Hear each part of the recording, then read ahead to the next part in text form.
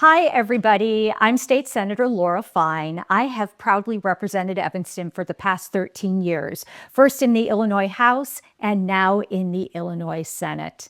In the Illinois Senate, I chair the Mental Health Committee, I vice chair the Insurance Committee, and I'm also chair of the Green Caucus. Recently, a nonpartisan think tank out of Vanderbilt University named me one of the most effective senators in the state of Illinois, only second to our Senate president. I have been named Legislator of the Year by environmental groups, mental health groups, disability organizations, and about a dozen other groups. I have taken on some of the biggest bullies in Illinois, and I have won for my constituents. I want to do the same thing for you in Washington. My primary focus in Washington would be to continue the legacy that I began in Springfield, to make healthcare more accessible and more affordable for everyone. With the loss of the subsidies on the Affordable Care Act exchange, we are going to see millions of Americans go uninsured.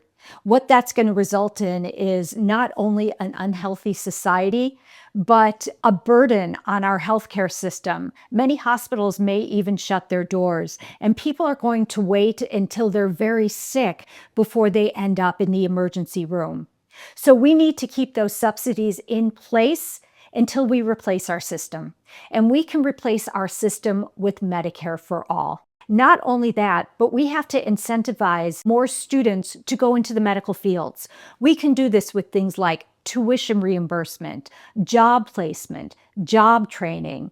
I'm just looking forward to continuing the work that I've done in Springfield and bringing it to a national level so I can have a positive impact on the life of all Americans and their health.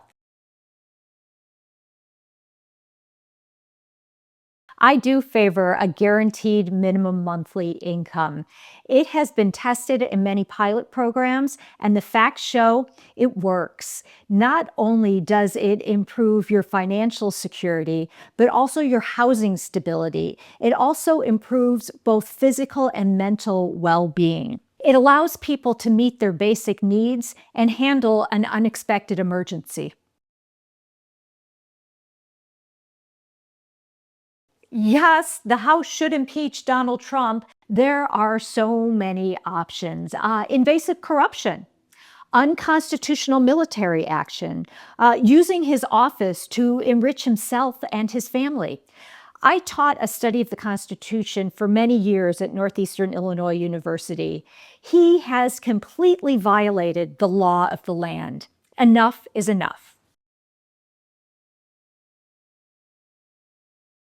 I'm doing a lot of door knocking, and people are telling me that they're worried. They are showing me how much their insurance premiums, their utility bills, their grocery bills are skyrocketing. We need to do more, and we need to focus on affordability. People need real results. The first thing I would do is ensure that things like SNAP and Medicaid are funded, and we reinstate the subsidies on the Affordable Care Act exchanged. Nobody asked for these cuts so that millionaires and billionaires could get a tax break. The Trump administration is doing all it can to distract people, but we can't fall victim to their games. We need to let the American public know that the Democratic Party is listening and we have their back. We need to focus on the issues that people are concerned about. For example, an affordability message that hits home to both urban and rural populations. People need to know that we're listening, that we are focused on not only their economic opportunities, but also their futures. When I talk to people, they're concerned not only about their current livelihood, but the livelihoods of future generations.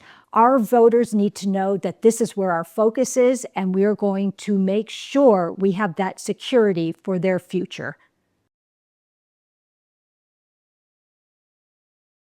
I know how to take on the bullies and win. I've been doing this for years in Springfield, fighting some of the biggest special interests and bringing back real wins for my constituents. In Congress, we need to use our constitutional authority. We need to write laws to prevent executive branch overreach. We need to put rules in place for how officials are appointed, and we need to control the federal budget. At home, we need to be the voice for our constituents to ensure our needs are met.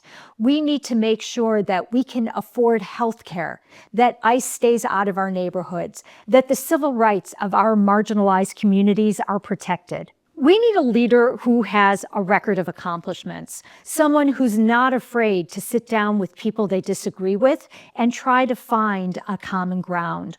We need leaders who listen to people and put their constituents first. We need someone who prioritizes people over politics.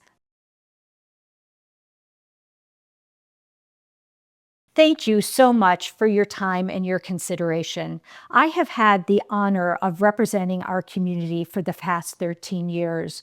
During that time, I've passed 190 bills, and I brought back more than $21 million in grant funding to essential organizations within our community.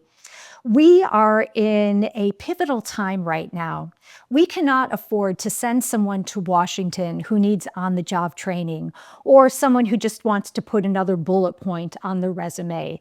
We need someone with a proven track record. In Springfield, I have the reputation of being a fighter who does not give up. I want to take that energy and represent you in Washington.